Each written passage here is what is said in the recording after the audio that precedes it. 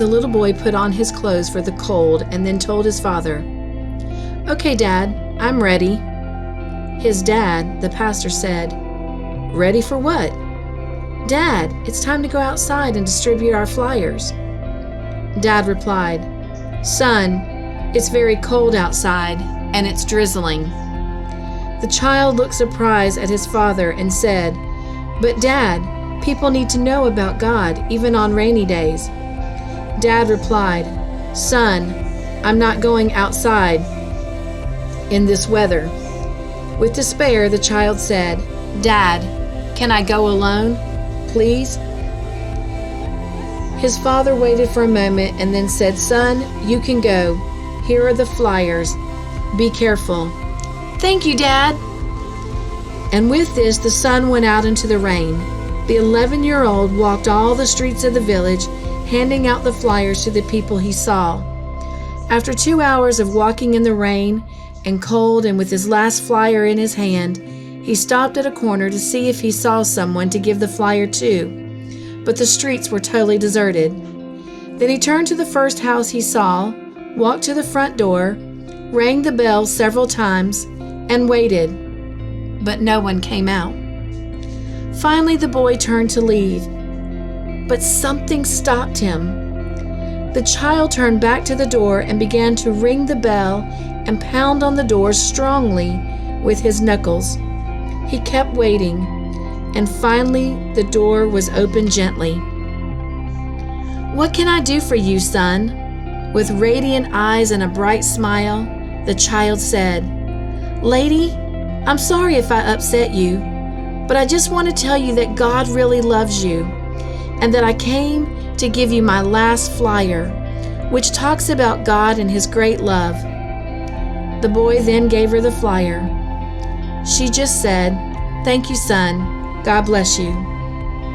Well, the next Sunday morning, the pastor was in the pulpit, and when the service began, he asked, "Does someone have a testimony or something they want to share?"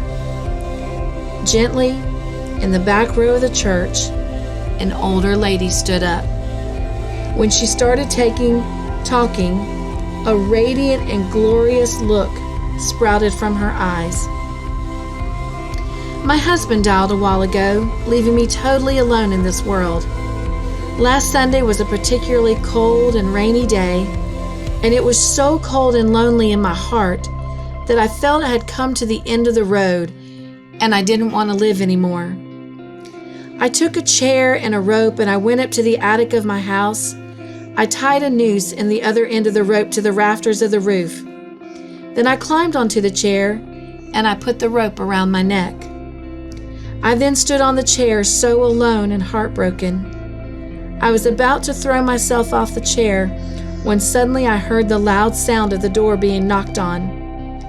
So I thought, I'll wait for a minute and whoever it is will go away. I waited and waited, but the door knocking was getting louder and louder every time. It got so loud that I couldn't ignore it anymore. So I wondered, who could it be? No one ever comes to my door or comes to visit me. I released the rope from my neck and went to the door. And while the bell was still ringing and the door was still being knocked on, well, when I opened the door, I couldn't believe what I saw. In front of my door was the most radiant and angelic child I'd ever seen. His smile, oh, I can never describe it.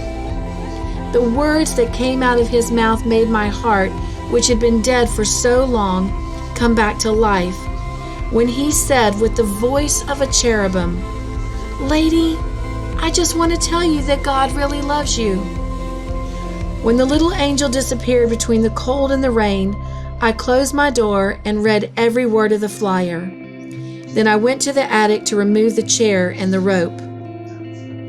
I didn't need them anymore. As you see, now I am a happy daughter of the King. Since the direction of the boy when he left was to this church, I came personally to say thank you to that little angel of God who came just in time to rescue my life from an eternity in hell and replaced it with eternity in God's presence. Everyone cried in the church. The pastor came down from the pulpit to the first bench where the little boy was sitting. He took his son in his arms and he cried uncontrollably. Don't let this message die because of tiredness or bad weather. Pass it along to others. And that is what I'm doing in this video. Remember, God's message can make a big difference in someone's life. Never be afraid to spread the love of God.